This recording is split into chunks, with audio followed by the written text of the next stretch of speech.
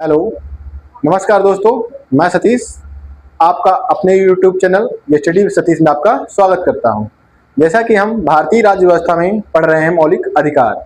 मौलिक अधिकारों में पढ़ते पढ़ते आज हम कहाँ पहुंच गए हैं? अपने सेकेंड लास्ट मौलिक अधिकार में शैक्षणिक और सांस्कृतिक अधिकार। मतलब हम इस आर्टिकल में पढ़ेंगे कि हम अपने जो अल्पसंख्यकों के शैक्षणिक और सांस्कृतिक अधिकारों को किस प्रकार संरक्षित कर सकते हैं और इसमें कौन कौन से आर्टिकल आएंगे। आपको मैंने आर्टिकल 12 से लेकर के आर्टिकल 28 तक की कहानी पढ़ा रखी है। आपने नहीं देखा है तो एक बार देख लीजिए, जाकर के मेरे सारे वीडियो पढ़े हैं और एक बार आप जरूर देखेंगे और जान जाएंगे कि कितना मैंने डीप पढ़ाया, कितना अच्छा पढ़ाया है। आप एक बार देखेंगे, उस बार आप सोचेंगे हाँ ठीक है, मास्टर ने ठीक पढ़ाया। ठीक है, तो आज इसमें जानिए पहली बात कौन कौन से आर्टिकल आते हैं, उन आर्टिकल से कौन कौन से पार्ट हैं। तो आर्टिकल 2 इसमें आते हैं। इसमें आर्टिकल 29 आता है और आर्टिकल 30 आता है। ठीक है, आर्टिकल 30 आता है। आर्टिकल 29 क्या कहता है? आर्टिकल 29 भाषा, संस्कृति, कुल मिला के सांस्कृतिक सुरक्षा की बात करता है और ये शैक्षणिक संस्थानों की स्थापना की बात करता है। ठीक है, तो अब मैं आपको आर्टिकल 19 पढ़ाने चल रहा। आर्टिकल जिसमें कहता है अल्पसंख्यकों के हितों की संरक्षण की जाएगी, जिसमें कि आपका ये जो आर्टिकल 29 जब आप थोड़ा डीपली देखेंगे तो आर्टिकल 29 व्यवहारिक मतलब सैद्धांतिक तौर पर सिर्फ अल्पसंख्यकों की बात करता है, लेकिन व्यवहारिक तौर पर ये अल्पसंख्यकों तथा गैर अल्पसंख्यकों दोनों की बात करता है। वहीं आर्टिकल 30 सिर्फ अल्पसंख्यकों की बात करता है। ठीक है, तो आर्टिकल 29 में हम पढ़ेंगे। आर्टिकल 29 को दो भागों में बांट के हम पढ़ेंगे। आर्टिकल 29 के टू पार्ट ही हैं, आर्टिकल 29 क्लास 1, आर्टिकल 29 क्लास 2। ठीक है, तो एक एक करके हम पढ़ते चलेंगे और एक एक करके समझते जाएंगे। आर्टिकल 29 क्या कहता है? अल्पसंख्यकों के हितों की सुरक्षा। तो आर्टिकल 29 सब क्या कहता है? अल्पसंख्यकों के हितों की सुरक्षा। तो आर्टिकल 29 को दो भागों में बांटूंगा मैं। पहला आर्टिकल 29 क्लास 1 और आर्टिकल 29 क्लास 2। आर्टिकल 29 क्लास 1 और आर्टिकल 29 क्लास 1 क्या कहता है? इन दोनों बातों को बहुत गौर से देखिएगा। भारत के किसी भाग में रहने वाले नागरिक को, भारत में किसी भाग में रहने वाले नागरिक को अपनी लिपि, संस्कृति तथा भाषा, क्या अपनी लिपि, किसी भी नागरिकों को अपनी लिपि, भाषा तथा संस्कृति को संरक्षित करने का अधिकार, संरक्षित करने का अधिकार है। मतलब वह कोई भी शैक्षणिक संस्थान खोल करके अपने लिपि, भाषा और संस्कृति को बचा सकता है। जैसे मान लीजिए कोई तमिल भाषाई कोई लोग हैं, तो उनकी संस्कृति माइनॉरिटी में आती है, अल्पसंख्यकों में आती है। वो लोग अपने अपने भाषा की जो तमिल भाषा है, तो तमिल भाषी लोग क्या कर सकते हैं? अपनी भाषा की सुरक्षा के लिए, अपनी भाषा को संरक्षित रखने के लिए क्या कर सकते हैं? वो लोग स्पेशल संस्थान खोल सकते हैं। फिर जैसे आपका हो गया संथाल जनजाति के लोग, जनजाति के लोग अपनी संस्कृति को सुरक्षित करने के लिए, हाँ, जितनी भी आपकी जनजातियां अपनी संस्कृति को सुरक्षित करने के लिए कोई भी शैक्षणिक संस्थान खोल सकती हैं। उनको उनमें आ जाकर के अपना पढ़ा सकती है, लेकिन शैक्षणिक संस्थान नहीं, मतलब संरक्षित करने के लिए वो अपने चीजों को कर सकते हैं। ठीक है, संरक्षित करने का अधिकार है। फिर आपका आर्टिकल 29 क्लास 1 यही है कि आप अपनी लिपि, भाषा तथा संस्कृति को संरक्षित करने का अधिकार है। जैसे मैंने बताया कि तमिल भाषाई लोग अपनी भाषा को सुरक्षित कर सकते हैं। और जैसे संथाल जनजाति हो गई, बोडो हो गई, डोंगरी हो गई, ये सब जनजातियां अपनी संस्कृति को, मतलब देखिए आप जानते हैं कि जितनी भी संस्कृतियां हैं, जितनी भी जनजातियां हैं, इनके सबके अपने अपने रहने का तरीका होता है, खाने का तरीका, पहनने का तरीका। तो संस्कृति क्या होती है? अपना अपना एक जो अपना रहने का तरीका होता है, लाइफ स्टाइल। वही जैसे मान लो हम लोग यूपी में रहते हैं, क्या खाते हैं हम लोग? यहाँ क्या है? सब्जी चावल ज्यादा फेमस है। ठीक है, दाल चावल फेमस है। लेकिन आप बिहार में जाएंगे तो वहां पे क्या है? दाल चावल और बाटी है, चोखा है, दाल बाटी चोखा है। आगे आप पंजाब वगैरह चले जाएंगे तो वहाँ कपड़े पहनने का तरीका हो गया, वहाँ का खाने पीने का तरीका हो गया। तो संस्कृति हमारा वही डिपेंड करता है कि हमारी लाइफ स्टाइल कैसी है। और आप हर भारत में हर जगह घूम के देख लेंगे, हर जगह अपनी अलग अलग संस्कृति है। अब जैसे कि हमारी यूपी की संस्कृति कितना, हम लोग भी अपनी संस्कृति संरक्षित कर सकते हैं, लेकिन जो जनजातीय लोग हैं उनकी संस्कृतियां स्पेशल है और उन लोगों को अपनी संस्कृति ज्यादा सुरक्षित करने की जरूरत है, क्योंकि वो माइनॉरिटी में आ जाते हैं। ठीक है, तो आर्टिकल 29 क्लास में आपको समझ आ गया होगा। आर्टिकल 29 और 2 क्या कहता है कि राज्य द्वारा संचालित या तो सहायता प्राप्त किसी भी शैक्षणिक संस्थान में, राज्य द्वारा संचालित या किसी भी शैक्षणिक संस्थान में। ठीक है, आर्टिकल 29 क्लास 2 कहता है कि राज्य द्वारा संचालित किसी भी किसी भी शैक्षणिक संस्थान में किसी भी व्यक्ति को धर्म, मूल, वंश, जाति, जन्म स्थान के आधार पर उसको वंचित नहीं किया जा सकता। के आधार पर उसे स्थान के आधार पर वंचित मतलब प्रवेश लेने से वंचित नहीं किया जा सकता है। ठीक है, तो आप किसी व्यक्ति, किसी भी नागरिक को जाति, धर्म, नस्ल के आधार पर किसी भी राज्य द्वारा वित्त पोषित स्कूल में, शैक्षणिक संस्थान में आप उसको इन आधार पर, कौन कौन से या आधार जरूर याद रखिएगा, धर्म, मूल, वंश, जाति, जन्म स्थान के आधार पर उसको आप ये नहीं कहेंगे कि आप फलाना जनजाति से आते हैं, बेगाने जाति से आते हैं, तो उसको उन शैक्षणिक जो राज्य द्वारा वित्त पोषित है तो वहां तो आप बिल्कुल भी नहीं हटा सकते हैं। एक बार चाहे प्राइवेट या किसी ट्रस्टेड स्कूल में आप चाहे वहां पर भेदभाव कर सकते हैं, लेकिन वहां पर भी आपका आर्टिकल 19 लग जाएगा, आर्टिकल 15 लग जाएगा। ठीक है, तो इस आधार पर आपको किसी भी व्यक्ति को जन्म, इन धर्म, जाति, जन्म स्थान और मूल वंश के आधार पर उनको राज्य द्वारा संचालित किसी भी शैक्षणिक संस्थान से वंचित नहीं किया जाता। आर्टिकल 29 क्लास 1 कहता है कि किसी भारतीय नागरिक को अपनी लिपि, भाषा, संस्कृति को संरक्षित करने का अधिकार है। जैसे मैंने बताया, तमिलनाडु के तमिलाई लोगों को, संथाल जाति के संथाली जनजाति को अपनी संस्कृति और तमिल भाषी लोगों को अपनी भाषा फिर संरक्षित करने का अधिकार है। फिर आर्टिकल 29 क्लास 2 कहता है कि राज्य द्वारा संचालित किसी भी शैक्षणिक संस्थान में धर्म, मूल, वंश, जाति, जन्म स्थान के आधार पर वंचित नहीं किया जाएगा। ठीक है, तो ये दो आपको हो गए जो दो बातें अलग अलग कहते हैं। ठीक है, अब आर्टिकल 13 क्या कहता है वो पढ़ लीजिए। ठीक है, क्योंकि अल्पसंख्यकों को शिक्षण संस्थानों की स्थापना करने का अधिकार देता है। ठीक है, आर्टिकल 19 इसको मैं इरेज कर रहा हूं। आर्टिकल 30 क्या कहता है कि अल्पसंख्यक लोग हैं अपने स्पेशल के लिए, जैसे मान लीजिए कोई अल्पसंख्यक है, उनका वो लोग इतना है कि अल्पसंख्यक लोग अपने स्पेशल शैक्षणिक संस्थान खोल सकते हैं और वहां पे अपने धर्म से, अपने कम्युनिटी संबंधित वहां शिक्षाएं दे सकते हैं। ठीक है, तो आर्टिकल 13 कहता है कि अल्पसंख्यक समुदाय के लोग अल्पसंख्यक शिक्षण संस्थान स्थापित कर सकते हैं। पहले इसका एक टाइटल जान लीजिए, क्या है कि अल्पसंख्यक शैक्षणिक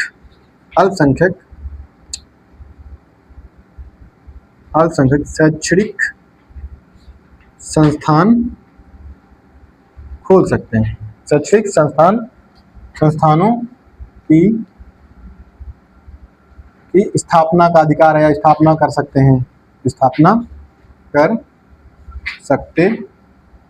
ठीक है, मतलब कोई भी अल्पसंख्यक है, जैसे मान लीजिए अल्पसंख्यक कौन आते हैं, मुस्लिम हो गए, ईसाई हो गए, पारसी हो गए, ये आपका। ठीक है, और हमारे यहाँ क्या बहुसंख्यक में कौन आते हैं, हमारे हिंदू हमारे यहाँ क्या है मेजोरिटी में आते हैं, बाकी सब किस में आते हैं, मिनोरिटी में आते हैं। जैसे जैन धर्म हो गया, हाँ बौद्ध धर्म हो गया, सब किस में आते हैं, ईसाई हो गए, तो सब किस में आते हैं, मिनोरिटी में आते हैं। और उनको अपने शैक्षणिक संस्थान खोलने, जैसे पंजाबी लोग गुरुद्वारा खोलकर उसमें अपनी शिक्षा देते हैं, मुस्लिम लोग मदरसों में अपनी शैक्षणिक संस्थान, उनका क्या है शैक्षणिक संस्थान होगा मदरसा, और उसमें अपने धर्म की शिक्षाएं देते हैं। ठीक है, तो अब इसको मैं इतना ही पढ़ा के नहीं छोड़ रहा। ठीक है, अब इसके भाग पढ़ाने चला आपको कौन कौन से पार्ट है। ठीक है, तो आर्टिकल 13 क्लास 1 कहता है कि धर्म तथा भाषा के आधार पर अल्पसंख्यक को अपनी पसंद के शैक्षणिक संस्थान स्थापित करने तथा उनको प्रशासन करने का अधिकार देता है। कौन,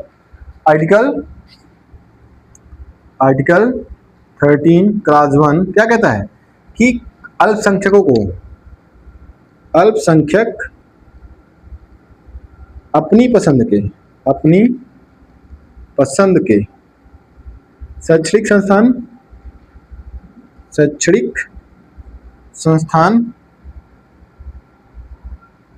संस्थान खोल सकते हैं,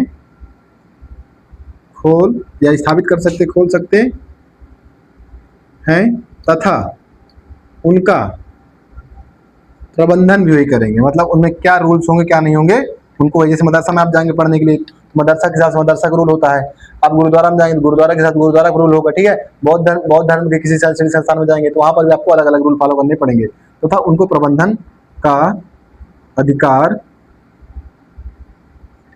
भी होता है। ठीक है, मतलब वो अपने जैसे मदरसा खोला उन्होंने, अब उनको कैसे रेगुलेट करना, कैसे चलाना, क्या रूल होगा क्या नहीं रूल होगा, क्या पढ़ाया जाए क्या नहीं पढ़ाया जाएगा, सब वही लोग डिसाइड करें। कौन? अल्पसंख्यक समुदाय जिसने इसकी स्थापना किया है। ठीक है, अब आर्टिकल 13 जैसे आर्टिकल 13 क्लास 2 कहता है कि किसी सहायता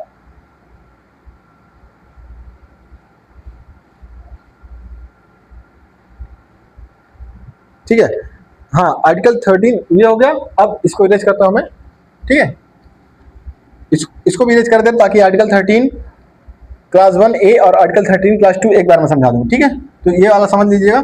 ठीक, कि मतलब कोई भी अपना मनपसंद, कोई भी अल्पसंख्यक अपने मनपसंद के शैक्षणिक संस्थान खोल सकता है और उनको रेगुलेट कर सकता है। चलिए, आर्टिकल 13 क्लास 1 सब क्लास ए, ये एक अलग आर्टिकल है। इसमें कहा जाता है कि यदि किसी भी शैक्षणिक संस्थान की, इसको मैं ऐसे समझाने की कोशिश करता हूँ, किसी भी शैक्षणिक संस्थान की, मान लीजिए कोई भी शैक्षणिक संस्थान है, मदरसा है, उसकी कोई जमीन है, अगर सरकार उस जमीन को कब्जा करती है, सरकार उस जमीन को कब्जा करती है, तो उसके लिए बिल डिफाइंड तरीके से प्रावधान किया गया है कि इनको इतना मुआवजा दिया जाएगा, लेकिन दिया जाएगा। ठीक है, लेकिन आज का जो रेट चल रहा है, आज का रेट चल रहा है, मतलब रेट का मतलब होगा कि आज की जो प्रावधान है कि उसमें अगर कोई भी मतलब राज्य अगर किसी शैक्षणिक अल्पसंख्यक संस्थान की अल्पसंख्यक शैक्षणिक संस्थान की भूमि अधिग्रहित करती है, तो उसके लिए सरकार को 4 गुना, मतलब मार्केट में जो चल रहा रेट उसका 4 गुना उसको मुआवजा देना पड़ेगा। ठीक है, तो इसमें अगर भूमि अधिग्रहण, मतलब इसमें कह रहा है कि यदि राज्य किसी अल्पसंख्यक शिक्षण संस्थान की संपत्ति का अधिग्रहण करता है तो उसे मुआवजा देना पड़ेगा। अल्पसंख्यक शैक्षणिक समुदाय, अल्पसंख्यक शैक्षणिक समुदाय, शैक्षणिक समुदाय की जमीन कब्जा करने, जमीन अधिग्रहण करने पर मुआवजा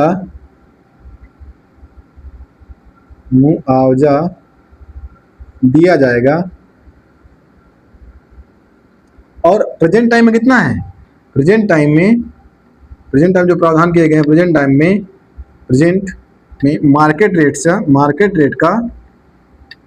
रेट का 4 टाइम्स, 4 गुना। मतलब अगर तुम्हारी कोई अल्पसंख्यक शैक्षणिक संस्थान की जमीन है वो 4 लाख की है, तो उसका सरकार 16 लाख रुपए, 4 गुना रेट, मार्केट रेट अगर 4 लाख उसका है तो उसको 16 लाख रुपए, 16 लाख मतलब 4 गुना पैसे देने पड़ेंगे। तो आर्टिकल 30 क्लास 1 ए कहता है, आर्टिकल क्लास 1 ए कहता है कि अगर राज्य अल्पसंख्यक शैक्षणिक संस्थानों की जमीन को अधिग्रहित करती है किसी कार्य के लिए, तो उनको मार्केट रेट का 4 गुना पैसा देना पड़ेगा। ठीक है, ये बात समझ आई।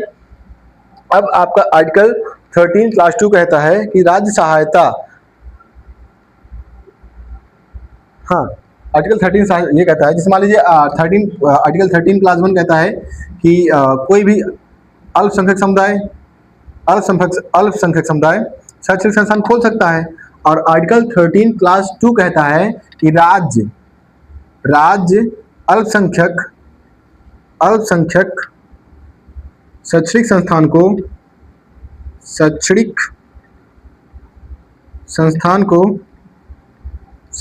को सहायता प्राप्त करते समय किसी भी प्रकार का भेदभाव नहीं करेगी। किसी भी प्रकार का भेदभाव नहीं करेगी। मतलब मान लीजिए कह दिया कि ये मुस्लिम शैक्षणिक संस्थान है या ईसाई शैक्षणिक संस्थान है, हम इसको मुआवजा नहीं देंगे या हम कुछ सहायता नहीं प्राप्त कराएंगे, तो ऐसा नहीं है। अगर राज्य शैक्षणिक संस्थानों को सहायता प्राप्त करा रहा है, सभी को बराबर मुहैया करवाएगा। ठीक है, तो आर्टिकल 29, अब मैं इसको रिवीजन आपको करवा दे रहा हूँ एक बार में, कि आर्टिकल 29 क्लास 1 कहता है कि भारत के कोई भी नागरिक अपनी भाषा, संस्कृति तथा लिपि को संरक्षित कर सकता है। ठीक है, आर्टिकल 29 क्लास 2 कहता है कि किसी भी राज्य द्वारा वित्त पोषित किसी भी शैक्षणिक संस्थान में किसी भी व्यक्ति को धर्म, लिंग, वंश, जाति के आधार पर उसको वंचित नहीं किया जाएगा। ठीक है, आर्टिकल 29 क्लास 1 और आर्टिकल 29 क्लास 2 हो गए। अब आर्टिकल 30 जो आपके शैक्षणिक संस्थानों, अल्पसंख्यकों के शैक्षणिक संस्थानों की स्थापना की बात करता है, जिसमें आर्टिकल 30 क्लास 1 क्या कहता है आपका, आर्टिकल 30 क्लास 1 कहता है कि कोई भी अल्पसंख्यक अपना शैक्षणिक संस्थान खोल सकती है और उसका प्रबंधन कर सकती है। फिर आर्टिकल 13 क्लास 1A कहता है कि कोई भी क्या कहता है कि अल्पसंख्यक शैक्षणिक समुदाय की भूमि या जमीन राज्य अधिग्रहण करता है तो उसका बाजार मूल्य का 4 गुना उसको रेट देना पड़ेगा। फिर ठीक है, आर्टिकल 13 क्लास 2 कहता है कि यदि राज्य किसी भी अल्पसंख्यक शैक्षणिक संस्थान को सहायता प्रदान कर रहा है तो उसके साथ या उन जितने भी अल्पसंख्यक शैक्षणिक संस्थान हैं उनके साथ सहायता प्रदान करते समय किसी प्रकार का भेदभाव नहीं करेगा। ये रहे आपके शैक्षिक तथा सांस्कृतिक अधिकार। ठीक है, आप इनको बहुत तरह से याद रखेंगे, मेरा वीडियो देख देखकर रिवाइज करते रहेंगे। अगर आपको अच्छी लग रही वीडियो तो सब्सक्राइब जरूर करें और लाइक करें और शेयर करें। ठीक है, मैं अब आपको आर्टिकल 32 एक क्विक तेजी से पढ़ा देता हूं जिससे मेरा मूल अधिकार आज के आज खत्म हो जाएंगे। ठीक है, अब आर्टिकल 31 क्या है? आर्टिकल 31 में यह कहा गया है कि संपत्ति का अधिकार था। आर्टिकल 31 में क्या है, मैं ओरली बता दे रहा हूँ। आर्टिकल 31 में क्या था? संपत्ति का अधिकार था पहले, लेकिन उसको 44वां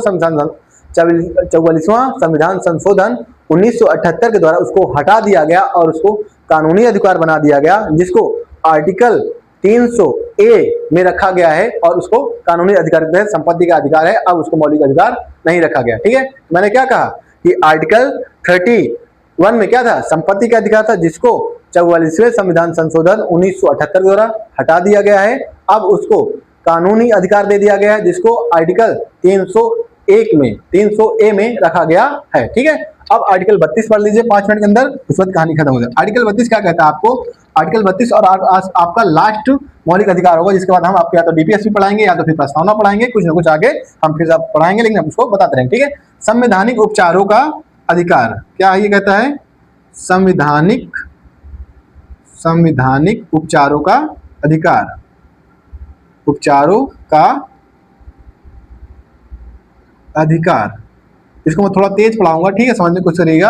आर्टिकल 32 क्या कहता है? संवैधानिक उपचारों का अधिकार। अच्छा एक बात बताइए, मैं शुरू से चिल्लाते चला आया हूं, आर्टिकल 32 से क्या कर सकते हैं?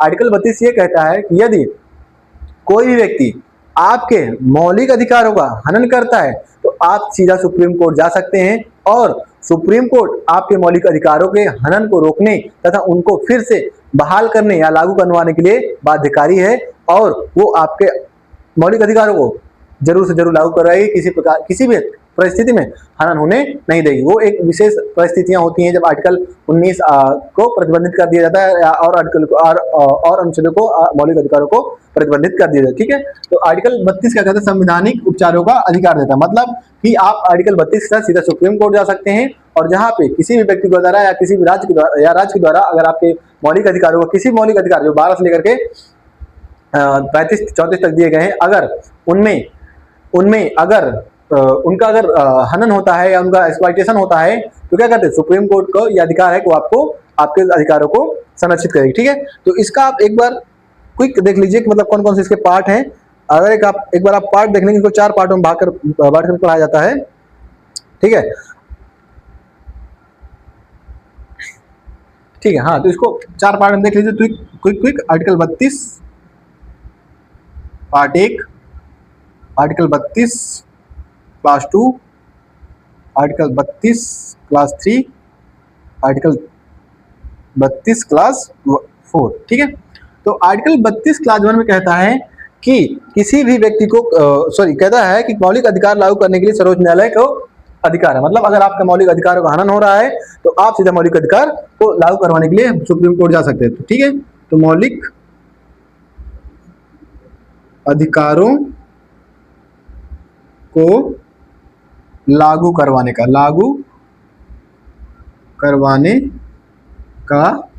अधिकार है। ठीक है, मतलब कौन? ये हम लोग को अधिकार, मतलब नागरिकों को अधिकार दिया गया कि अगर आपका मौलिक अधिकारों का हनन हो रहा है तो आप आर्टिकल 32 क्लास 1 के तहत सीधे सुप्रीम कोर्ट जा सकते हैं और आपके मौलिक अधिकार सुप्रीम कोर्ट के दायित्व बनता है को लागू करवाएगी। ठीक है, फिर सर्वोच्च न्यायालय सुप्रीम कोर्ट को 5 प्रकार के सुप्रीम कोर्ट को 5 प्रकार की रिट जारी करने का अधिकार देता है। 5 प्रकार की रिट जारी करेंगे, मतलब इतना याद रखिए कि आर्टिकल 32 क्लास 2 सुप्रीम कोर्ट को रिट जारी करने का अधिकार है। कितने प्रकार की? 5 प्रकार की रिट जारी करने का अधिकार, रिट जारी करने का अधिकार। अब कौन कौन सी रिट आज होती हैं? जैसे आपका हो गया अधिकार, पहले हो गया आपकी बंदी प्रत्यक्षीकरण हो गया, इसमें अगर किसी व्यक्ति को गलत तरीके से गिरफ्तार किया गया है तो उसको छोड़ा जाएगा और जिसने गिरफ्तार किया गया उसके खिलाफ सुप्रीम कोर्ट अपना कार्रवाई करेगी। ठीक है। फिर आपका परमादेश है। परमादेश मतलब अगर कोई अधिकारी सही से काम नहीं कर रहा है तो उसको आदेश दिया जाएगा कि आप अपने दायित्वों का निर्वहन करिए। लेकिन परमादेश किसके खिलाफ जारी नहीं किया जा सकता? राष्ट्रपति और राज्यपाल के खिलाफ जारी नहीं किया जा सकता। ठीक है। फिर आपका क्या है? परमादेश हो गया। फिर आपका प्रतिषेध हो गया। प्रतिषेध का मतलब होता है कि इसको सुप्रीम कोर्ट और हाई कोर्ट दोनों सब मतलब 5 प्रकार की रिट सुप्रीम कोर्ट और हाई कोर्ट दोनों जारी कर सकते हैं। लेकिन अभी यहाँ सुप्रीम कोर्ट हम पढ़ रहे हैं, सुप्रीम कोर्ट बात करेंगे। प्रतिषेध का मतलब होता है कि यदि मान लीजिए कोई नीचे लेवल की जैसे जिला न्यायालय होते हैं, यदि वो अपने अधिकार क्षेत्र में रह करके या अपने अधिकार क्षेत्र से बाहर रह करके काम कर रहे हैं, कोई न्यायालय कोई निर्णय दे रहे हैं, तो उसमें मतलब अभी निर्णय नहीं आया लेकिन निर्णय होने से पहले ये सुप्रीम कोर्ट को राइट है कि वो ऑर्डर देकर के उस निर्णय को रोक दे। ये कहता है प्रतिषेध। उसके बाद उत्प्रेक्षा होता है। उत्प्रेक्षा क्या होती है कि इसी प्रतिषेध से जुड़ा हुआ है। ये प्रतिषेध में क्या होता है? कानून बना नहीं है, मतलब अभी निर्णय आया नहीं है, उस कार्रवाई को रोक दिया गया सुप्रीम कोर्ट। ठीक है। उत्प्रेक्षा क्या होती है? जैसे कानून बन गया है, मतलब निर्णय दे दिया गया लेकिन वो निर्णय सही नहीं है। क्यों? क्योंकि जो जिला न्यायालय था उसने अपने अधिकार क्षेत्र से बाहर जाकर या गलत तरीके से निर्णय दिया, तो उत्प्रेक्षा का जो कर दिया जाएगा उसको उत्प्रेक्षा का परमादेश या रिट जारी करके उत्प्रेक्षा रिट जारी करके उस निर्णय को रद्द कर दिया जाएगा। फिर क्या आपका बनता है? अधिकार एक बचती है आपकी अधिकार पेक्षा। अधिकार पेक्षा मतलब जो भी आपका लोक प्राधिकारी है उससे पूछा जाएगा कि आपकी जो नियुक्ति है सही तरीके से हुई है या नहीं। ठीक है। मतलब मान लीजिए गलत तरीके से हो गया तो फिर सुप्रीम कोर्ट उसको निर्बंधित कर देगी, मतलब उसको उस पद से हटा देगी। ठीक है। तो अधिकार पेक्षा क्या कहता है कि किसी भी लोक प्राधिकारी को उसको पद जाना जाएगा वो सही तरीके से नियुक्त किया गया है या नहीं। तो पहला क्या है? परमादेश बंदी प्रत्यक्षीकरण। बंदी प्रत्यक्षीकरण में किसी व्यक्ति को गलत तरीके से गिरफ्तार तो नहीं किया गया, अगर गिरफ्तार किया गया तो सुप्रीम कोर्ट या हाई कोर्ट उसे जांच करेगी और उसको छोड़ देगी अगर गलत तरीके से गिरफ्तार किया गया तो। ठीक है। दूसरा क्या है? परमादेश। परमादेश में लोक प्राधिकारी को या अफसर्स लोगों को सुप्रीम कोर्ट या हाई कोर्ट ऑर्डर जारी करती है कि आप अपने कार्य को अपने दायित्व को सही से निभाएं। ठीक है। लेकिन ये राज्यपाल और राष्ट्रपति के खिलाफ नहीं जारी होते हैं। तीसरा प्रतिषेध में क्या होता है कि यदि कोई जिला न्यायालय अपने अधिकार क्षेत्र से बाहर जाकर के या अपने अधिकार क्षेत्र में रह करके गलत तरीके से काम कर रहा है, तो फिर भी गलत तरीके से काम कर रहा है और अभी मतलब वो निर्णय चल रहा है, तो उसको प्रतिषेध के तहत उसको वहीं पे ऑर्डर देकर के रोक दिया जाएगा, रिट जारी करके रोक दिया जाएगा। उत्प्रेक्षा क्या होती है कि अगर निर्णय कंप्लीट मतलब जिला न्यायालय ने गलत तरीके से या अपने अधिकार क्षेत्र से बाहर जाकर के उस न्यायिक निर्णय को दे दिया है, तो उत्प्रेक्षा के तहत उस न्यायिक निर्णय को रद्द कर दिया जाएगा। फिर अधिकार पेक्षा वही है कि किसी भी अधिकारी या लोक प्राधिकारी को वो सही तरीके से नियुक्त किया गया है या नहीं। अगर गलत तरीके से नियुक्त किया गया है सुप्रीम कोर्ट उसको रद्द कर सकती है और उसको उसके पद से बर्खास्त कर देगी। ठीक है। फिर आर्टिकल 32 क्लास 3 कहता है कि संसद को यह अधिकार है, संसद को यह अधिकार है कि वह अन्य न्यायालयों को भी रिट जारी करने का अधिकार दे सकती है। वह अन्य न्यायालयों को, हाई कोर्ट्स को, अन्य जुडिशरी को या न्यायालय को रिट जारी करने का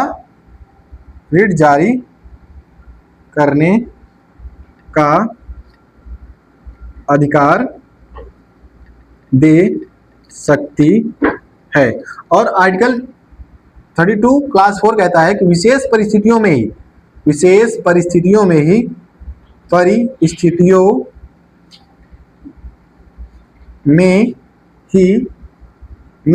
इन रिट अधिकारों को रद्द किया जा सकता है।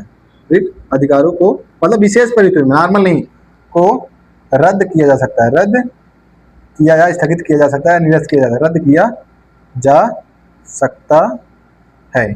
अब देखिए मैंने आपको क्या पढ़ाया कि आर्टिकल 32 संवैधानिक उपचारों को अधिकार देता है, मतलब कि अगर आपके मौलिक अधिकारों का हनन होता है तो आप सीधा कहाँ सुप्रीम कोर्ट जा सकते हैं, और सुप्रीम कोर्ट का यह दायित्व होता है जो आपके उनको लागू करवाए। फिर आर्टिकल 32 चार भागों में बांटा गया है कि आर्टिकल 32 का क्लास 1 कहता है, आर्टिकल 32 क्लास 1 कहता है कि आपको अगर आपके मूल अधिकारों का हनन हो रहा है तो आप जाके सुप्रीम कोर्ट से उनको लागू करवा सकते हैं। फिर आर्टिकल 32 क्लास 2 कहता है, आर्टिकल 32 क्लास 2 कहता है कि सुप्रीम कोर्ट को 5 प्रकार के रिट जारी करने का अधिकार दिया गया है। 5 प्रकार के रिट कौन कौन सी हैं? आपको पहला क्या है? बंदी प्रत्यक्षीकरण, दूसरा परमादेश, तीसरा क्या है? प्रतिषेध, चौथा क्या है? उत्प्रेक्षा, पांचवा क्या है? अधिकार प्रेक्षा। ठीक है। फिर आर्टिकल 32 क्लास 3 कहता है, आर्टिकल 32 क्लास 3 कहता है कि संसद को यह अधिकार है कि वह अन्य न्यायालय, जैसे मान लीजिए सुप्रीम कोर्ट और हाई कोर्ट को तो ही है, कोई और अन्य न्यायालय है तो उसको भी सुप्रीम कोर्ट संसद कानून बना के दे सकती है अधिकार कि आप भी इन 5 प्रकार के रिटों को जारी कर सकते हैं। और आर्टिकल 32 क्लास 4 कहता है कि संसद ही विशेष परिस्थितियों में इनको रद्द कर सकती है, मतलब जो 5 प्रकार के रिट क्षेत्राधिकार हैं इनको विशेष परिस्थितियों में रद्द किया जा सकता है, नॉर्मल तरीके से रद्द नहीं किया जा सकता। ठीक है। तो आर्टिकल ये आपका मौलिक अधिकार खत्म होता है। ठीक है। यहाँ से मौलिक अधिकार खत्म होता है। अब जब भी मैं आपको पढ़ाऊंगा तो या तो मैं बताऊंगा क्या पढ़ाऊंगा। ठीक है। अभी इसमें क्या प्री डिसाइड कर दूं, मैं सोच रहा हूँ आपको संविधान गठन पढ़ा दूं या प्रस्तावना पढ़ा दूं, उसके बाद जब तक आगे चल के मैं फिर डीपीएसपी और फंडामेंटल राइट्स को फंडामेंटल ड्यूटीज को पढ़ाऊंगा। ठीक है। तो अगर मेरी वीडियो आपको पसंद आ रही है, मौलिक अधिकार आपको समझ आ रहे हैं, तो कृपया करके मेरा वीडियो सब्सक्राइब जरूर करें मेरे चैनल को, मेरे वीडियो को शेयर और लाइक जरूर करें। ठीक है। धन्यवाद देखने के लिए, और ऐसे ही मेरे वीडियो बने रहिए। मैं रोज नए लेक्चर आपको देता रहूंगा और भी सब्जेक्ट मैं समय के साथ आपको पढ़ाता रहूंगा। ठीक है। धन्यवाद।